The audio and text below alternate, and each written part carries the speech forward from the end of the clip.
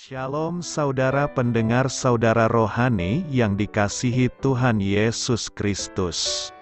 Selamat datang di Renungan Rohani malam hari ini. Selamat malam, saya berdoa agar saudara sehat selalu. Semoga Roh Kudus hadir di tengah kita saat ini. Sebelum kita mulai renungan malam ini, marilah kita bersama-sama berdoa. Bapa kami yang di surga, Bapa di dalam nama Tuhan Yesus Kristus, kami sungguh mengucap syukur, ya Tuhan, oleh karena Engkau sangat baik buat kami. Engkau ada bersama kami dan menopang hidup kami di siang hari dan di malam hari. Engkau ada bersama-sama dan menyertai kami. Tuhan, kami memuji dan bersyukur kepadamu pada malam hari ini, kami masih bisa berkumpul di rumah kami yang kecil ini. Tuhan, saat ini kami hendak mendengarkan firman-Mu. Berilah pengetahuan dan bimbinglah hamba-Mu ini agar apa yang Engkau firmankan dapat bekerja sesuai kehendak-Mu. Buat kami jemaat-Mu, bukalah hati dan pikiran kami untuk mendengar dan menerima firman-Mu. Kiranya firman-Mu ini dapat menjadi berkat bagi kami. Berbicaralah Tuhan, kami sudah siap menerima firman-Mu. Di dalam nama Tuhan Yesus Kristus kami berdoa dan mengucap syukur. Amin. Sahabat saudara rohani, pembacaan ayat emas Alkitab renungan kita malam hari ini. Nats pilihan kita adalah, apabila kamu menjadi marah, janganlah kamu berbuat dosa, janganlah matahari terbenam, sebelum padam amarahmu. Tertulis dalam kitab Efesus 4 ayat 26, kata kunci renungan pada malam ini adalah marah tanpa berdosa, dan bacaan kita pada malam ini terambil dari kitab Amsal 15 ayat 1 sampai dengan ayat 18. Jawaban yang lemah lembut meredakan kegeraman, tetapi perkataan yang pedas membangkitkan marah. Lidah orang bijak mengeluarkan pengetahuan, tetapi mulut orang bebal mencurahkan kebodohan. Mata Tuhan ada di segala tempat, mengawasi orang jahat dan orang baik. Lidah lembut adalah pohon kehidupan, tetapi lidah curang melukai hati. Orang bodoh menolak didikan ayahnya, tetapi siapa mengindahkan teguran adalah bijak. Di rumah orang benar ada banyak harta benda, tetapi penghasilan orang fasik membawa kerusakan. Bibir orang bijak menaburkan pengetahuan, tetapi hati orang bebal tidak jujur. Korban orang fasik adalah kekejian bagi Tuhan, tetapi doa orang jujur dikenannya. Jalan orang fasik adalah kekejian bagi Tuhan, tetapi siapa mengejar kebenaran, dikasihinya. Didikan yang keras adalah bagi orang yang meninggalkan jalan yang benar, dan siapa benci kepada teguran akan mati. Dunia orang mati dan kebinasaan terbuka di hadapan Tuhan, lebih-lebih hati anak manusia. Si pencemooh tidak suka ditegur orang, ia tidak mau pergi kepada orang bijak. Hati yang gembira membuat muka berseri-seri, tetapi kepedihan hati mematahkan semangat. Hati orang berpengertian mencari pengetahuan, tetapi mulut orang bebal sibuk dengan kebodohan. Hari orang berkesusahan buruk semuanya, tetapi orang yang gembira hatinya selalu berpesta.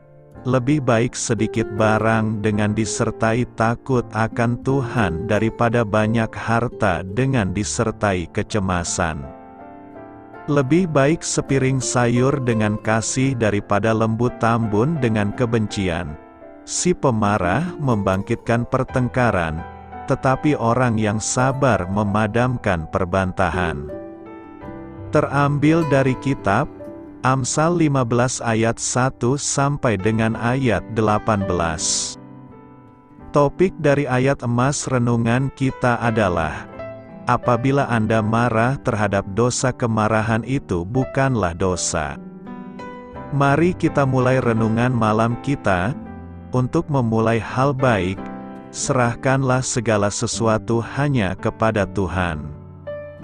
Kisah inspiratif.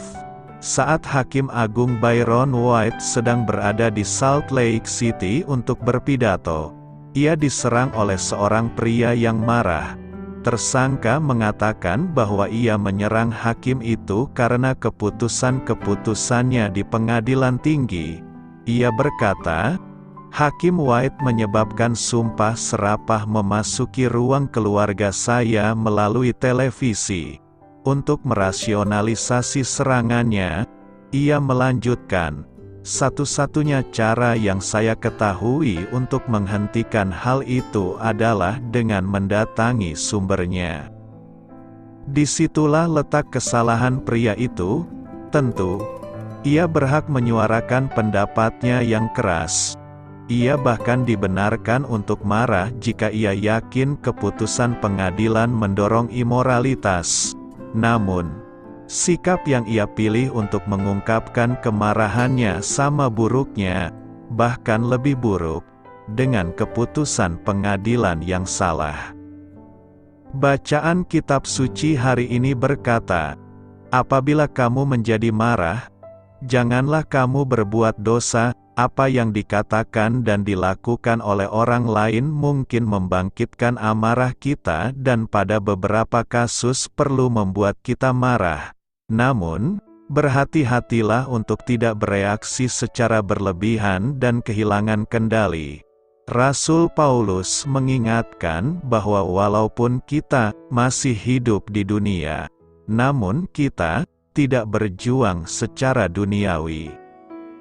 Apakah orang Kristiani boleh marah? Tentu saja boleh. Namun, jangan pernah membiarkan kemarahan kita meledak dengan cara yang berdosa. Dua kesalahan tidak menciptakan satu kebenaran. Hati yang gembira membuat muka berseri-seri. Amsal 15 ayat 13 berkata demikian. Hati yang gembira membuat muka berseri-seri, tetapi kepedihan hati mematahkan semangat. Hati yang gembira membuat muka berseri dapat dimaknai hati yang senang, sukacita, riang gembira, besar hati atau bahagia menjadikan raut wajah yang tampak bercahaya, semarak, tampak ceria, ada kemuliaan, indah, cantik, elok, atau bagus. Ada beberapa hal penting yang hendak kita pelajari dari nas hari ini, yakni: pertama, hati yang gembira membuat muka berseri-seri. Apabila berseri-seri adalah bercahaya, bersemarak, tampak elok, indah, tampak ceria atau cerah sekali, maka muka berseri-seri adalah muka yang bercahaya atau bersemarak. Muka berseri-seri adalah wajah yang tampak elok, indah, atau cantik, wajah yang tampak ceria dan cerah sekali. Dalam kitab Mazmur 34 ayat 5, mengatakan kepada kita, tujukanlah pandanganmu kepadanya, maka mukamu akan berseri-seri, dan tidak akan malu tersipu-sipu. Pemazmur mengingatkan supaya kita mengarahkan pandangan mata hati kita kepadanya. Supaya kita memfokuskan pandangan mata hati kita kepada Allah, maka muka kita akan berseri-seri, bersinar, bercahaya, dan akan tampak elok dan menyenangkan, dan kita tidak akan tersipu atau malu. Apabila kita memfokuskan pandangan kita kepada Allah, maka Ia, Yesus Kristus, Tuhan kita akan membuat terang-Nya bercahaya di dalam hati kita agar kita mendapatkan terang kemuliaan Allah yang tampak dari wajah Yesus Kristus, Anak Tunggal Allah Bapa, Tuhan kita. Kedua, kepedihan hati mematahkan semangat. Secara umum, kepedihan dimaknai sakit hati yang bercampur sedih. Seperti luka yang ditetesi asam atau garam, jadi, seseorang yang mengalami sakit hati bercampur sedih akan melemahkan perasaan hati, gairah, kekuatan, kegembiraan, dan kemauan untuk bekerja atau berjuang. Dalam kitab Amsal 25 ayat 20, menyatakan, orang yang menyanyikan nyanyian untuk hati yang sedih adalah seperti orang yang menanggalkan baju di musim dingin, dan seperti cuka pada luka. Pemazmur menyatakan bahwa orang yang menyanyikan nyanyian untuk hati yang sedih adalah seperti orang yang melepaskan baju di musim dingin.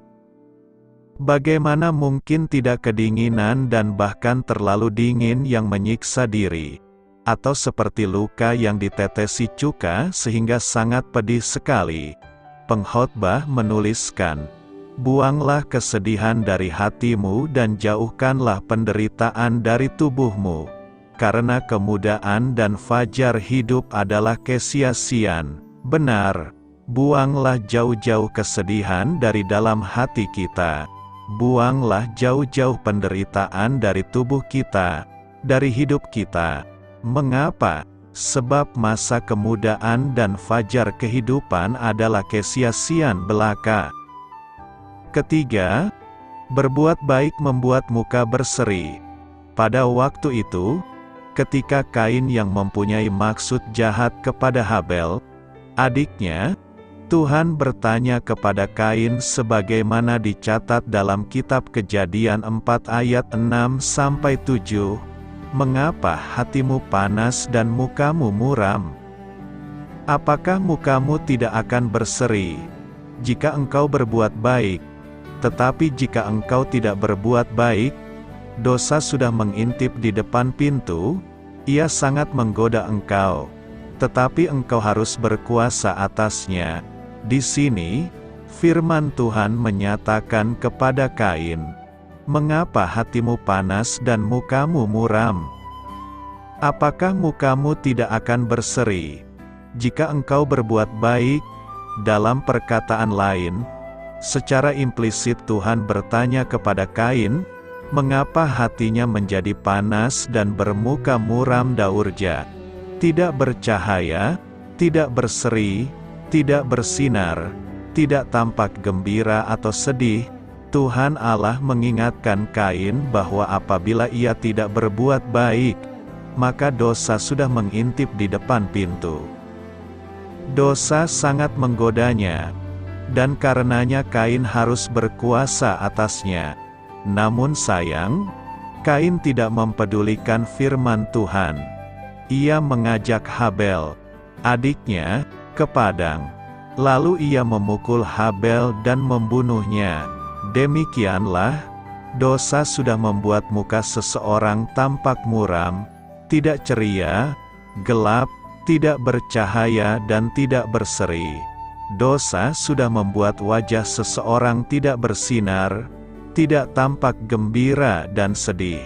Karena itu, teruslah membuat hati kita bergembira agar wajah kita tampak berseri-seri.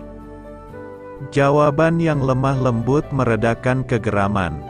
Amsal 15 ayat 1 berkata, jawaban yang lemah lembut meredakan kegeraman, tetapi perkataan yang pedas membangkitkan kemarahan.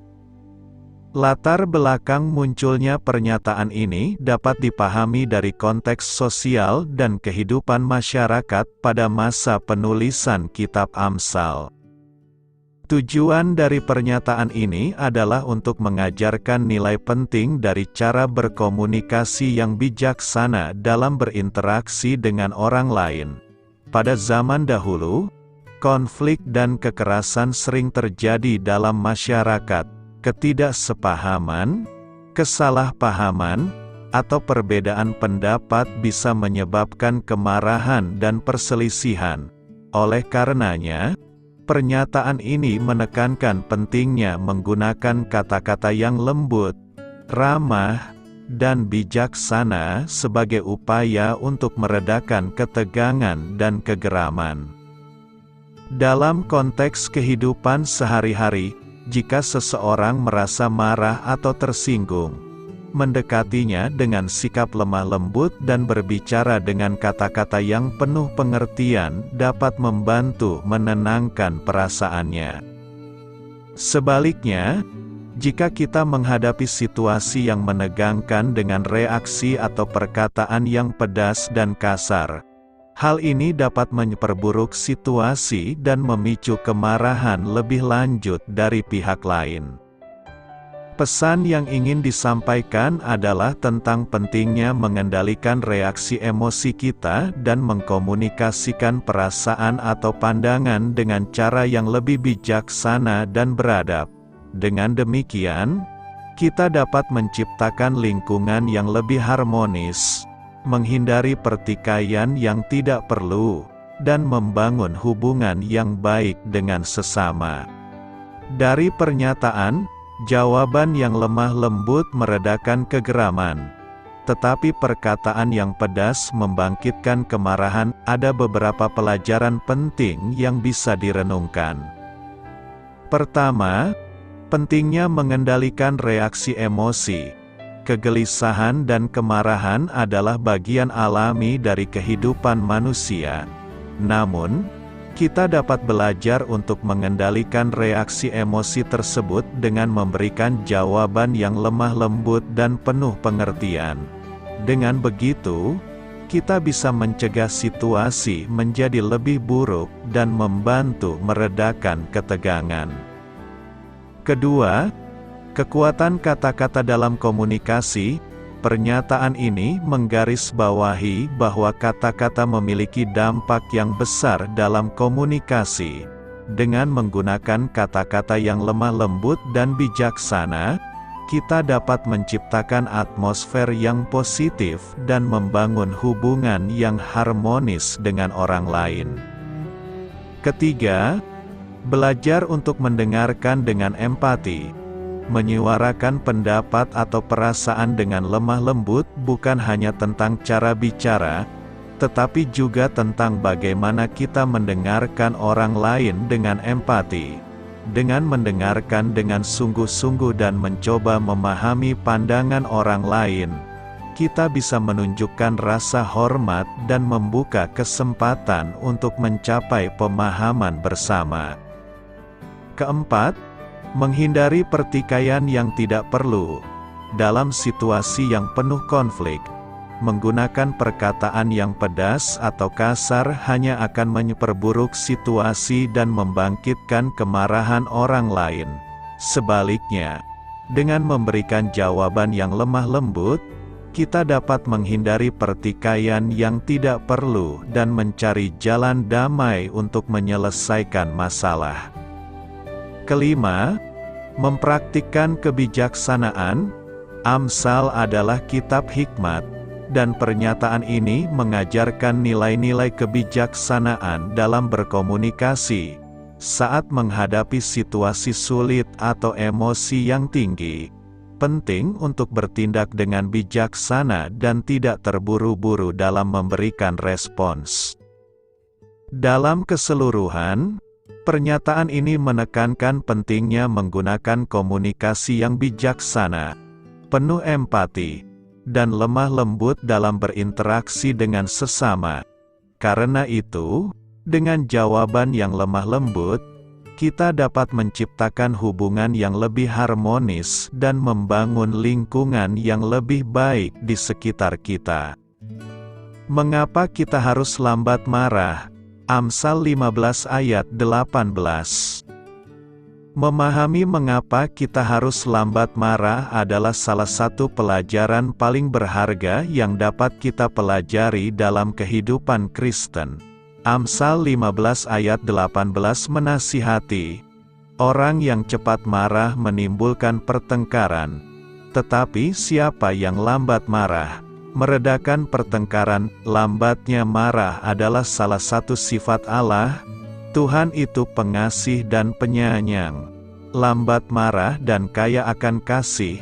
Alkitab banyak bicara tentang lambat marah sehingga kita akan lalai jika tidak memperhatikannya dengan cermat. Orang yang pemarah dalam Amsal 15 ayat 18 secara harfiah adalah orang yang suka murka. Orang seperti itu cepat marah atau mudah marah. Namun orang yang tenang dan lambat marah adalah orang yang menghindari pertengkaran dan berhenti bertengkar. Dia adalah pembawa damai alami. Kemampuan meredam perselisihan dan hidup rukun dengan orang lain merupakan suatu kebajikan yang tak ternilai harganya. Yesus berkata, "Berbahagialah orang yang membawa damai, karena mereka akan disebut anak-anak Allah." Kata lain yang berarti, lambat marah, adalah sabar. Dalam New International Version, Amsal 14 ayat 29 mengatakan, "Siapa sabar, besar pengertiannya, tetapi siapa cepat marah, bebal." Versi Saintender bahasa Inggris menggunakan lambat marah sebagai pengganti sabar. The New Living Translation menyatakan, orang dengan pemahaman mengendalikan amarahnya. Sifat pemarah menunjukkan kebodohan yang besar. Ketika kita belajar mengendalikan emosi dan mengendalikan kemarahan yang tidak masuk akal, kita menunjukkan bahwa kita telah memperoleh pemahaman yang baik. Amsal 16 ayat 32 menegaskan, siapa yang lambat marah, lebih baik daripada orang yang perkasa, dan siapa yang menguasai dirinya, lebih baik daripada orang yang merebut kota. Berkali-kali, Alkitab memuji manfaat dari memupuk kesabaran dan mengendalikan amarah. Akal sehat membuat lambat marah, dan mulianya jika mengabaikan pelanggaran. Saat kita mulai memahami mengapa kita harus lambat dalam marah, kita bisa mulai melatih kesabaran dalam hubungan kita. Yakobus mengajar orang-orang percaya untuk tidak hanya mendengarkan firman Tuhan tetapi juga mempraktekkannya. Dia berkata, "Saudara-saudaraku yang terkasih, perhatikanlah hal ini. Setiap orang hendaknya cepat mendengarkan, lambat berbicara, dan lambat untuk marah. Karena kemarahan manusia tidak menghasilkan kebenaran yang Allah inginkan. Oleh karena itu, buanglah segala kekotoran moral dan kejahatan yang begitu merajalela dan dengan rendah hati menerima firman yang ditanamkan dalam diri Anda, yang dapat menyelamatkan Anda. Jangan sekadar mendengarkan firman, lalu menipu diri sendiri. Lakukan apa yang diperintahkan. Orang Kristen yang bijaksana adalah orang yang mendengarkan Tuhan dan taat serta mendengarkan orang lain, mempertimbangkan dengan cermat apa yang didengarnya, dan kemudian menjawab dengan kata-kata yang dipilih dengan cermat. Kemarahan manusia, jelas James, hanya membuang-buang energi. Hal ini dimotivasi oleh keegoisan dan ambisi serta menciptakan perpecahan di antara saudara dan saudari dalam Kristus. Kemarahan tidak akan menghasilkan kebenaran yang dikehendaki Allah, tetapi hikmat yang datang dari surga adalah yang pertama-tama murni, kemudian cinta damai, penuh perhatian, tunduk, penuh belas kasihan dan buah yang baik, tidak memihak dan tulus. Ketika kita bereaksi dalam kemarahan, kita dapat menyebabkan luka.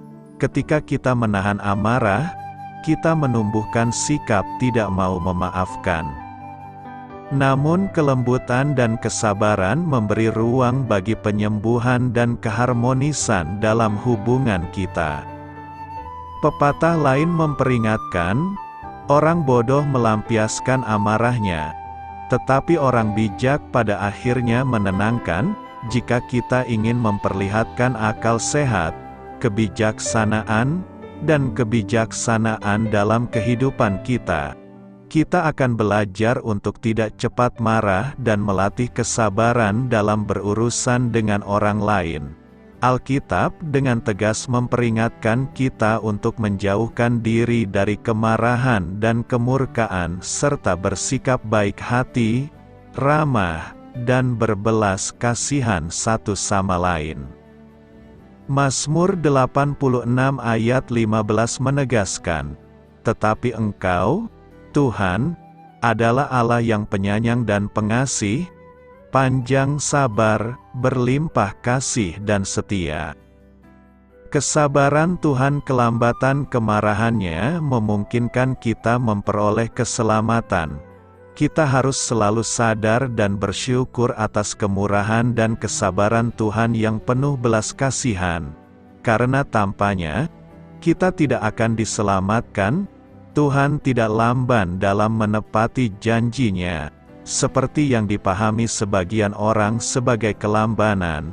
Sebaliknya, Ia bersabar terhadap kamu, tidak menghendaki seorang pun binasa, melainkan supaya semua orang bertobat.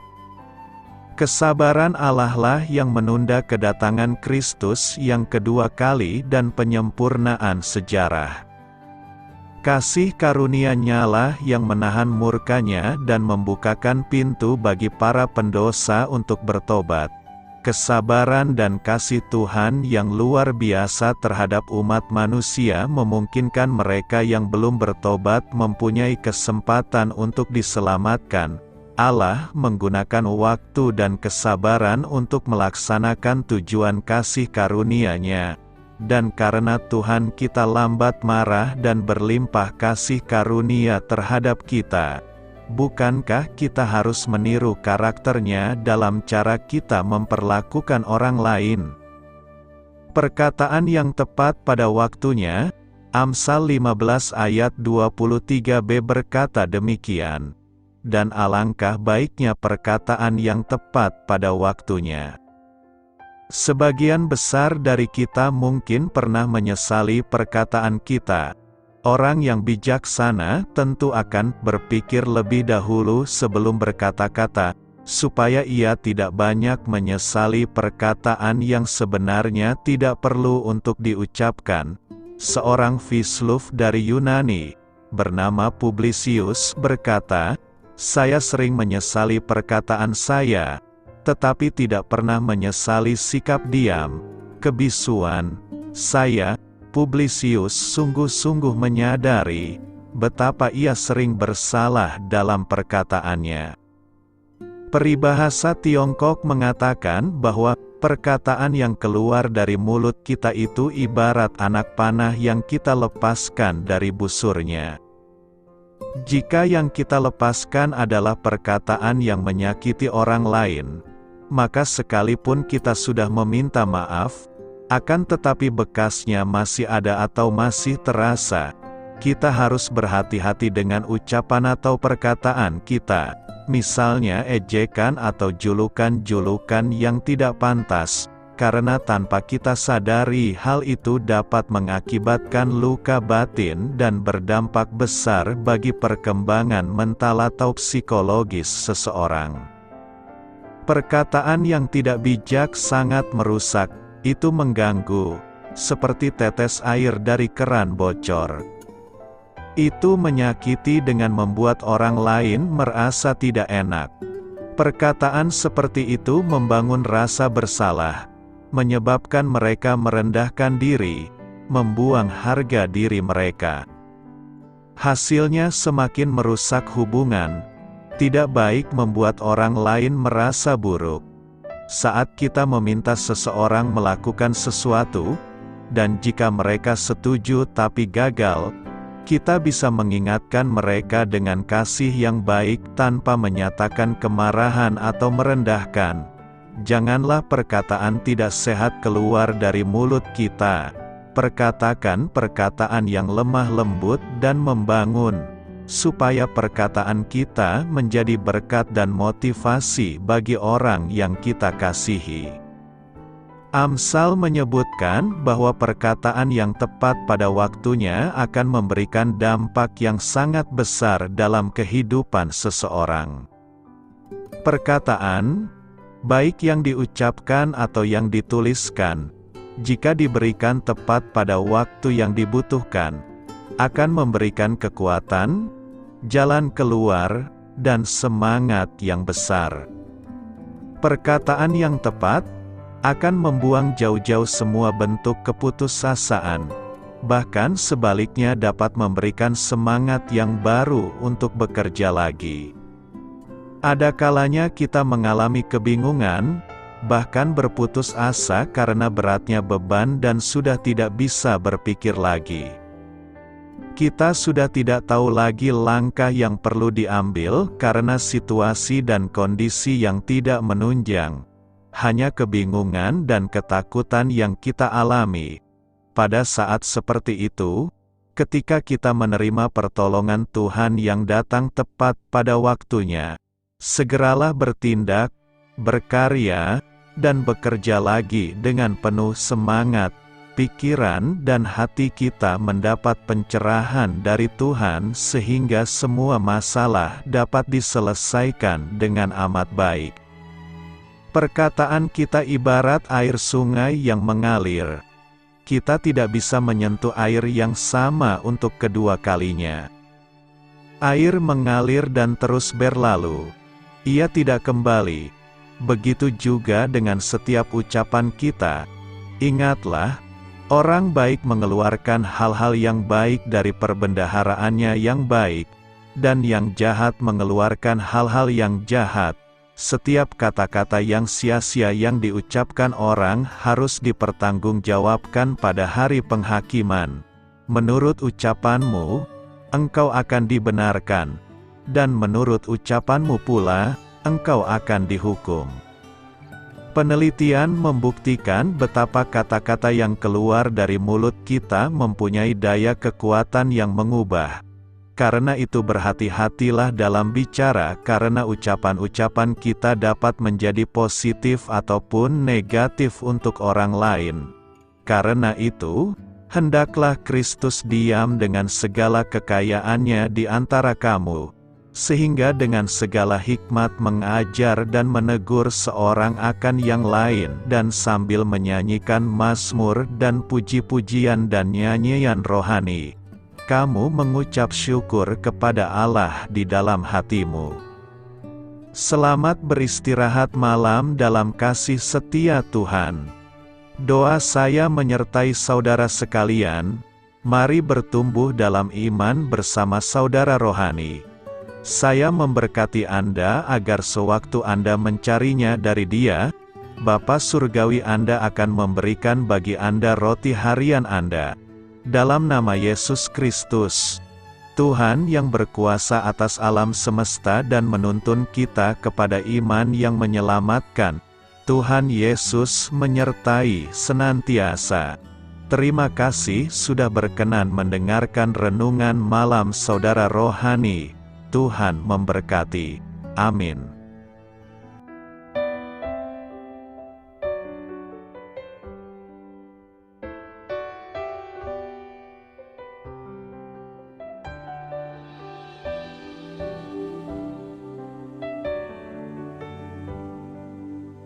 Marilah kita renungkan, sahabat saudara rohani, demikianlah renungan firman Tuhan malam hari ini. Semoga menjadi berkat di dalam hidup kita dan menjadikan kita pribadi yang lebih baik. Sebelum kita beristirahat pada malam hari ini, marilah kita berdoa. Bapa kami yang di surga, Bapa di dalam nama Tuhan Yesus Kristus, kami sungguh mengucap syukur, ya Tuhan, oleh karena Engkau sangat baik buat kami. Engkau ada bersama kami dan menopang hidup kami di siang hari dan di malam hari. Engkau ada bersama-sama dan menyertai kami, ya Tuhan Yesus. Kami mengucap syukur untuk firman-Mu, ya Tuhan, yang memberikan kami kekuatan dan menyadarkan kami bahwa kami tidak perlu takut dengan gelap dan malam. Sebab Tuhan, Engkau ada bersama kami. Engkau melindungi kami dan menjadi perisai bagi kami hamba-Mu berdoa saat ini. Tuhan, untuk setiap pendengar renungan ini yang mengalami ketakutan, kecemasan, kegelisahan, pada situasi gelap dan malam hari di dalam nama Tuhan Yesus Kristus. Kuasa Tuhan melepaskan mereka dari segala ikatan roh-roh ketakutan yang mengikat mereka saat ini. Tuhan melepaskan setiap anak-anak-Mu dari segala rasa takut dan kecemasan.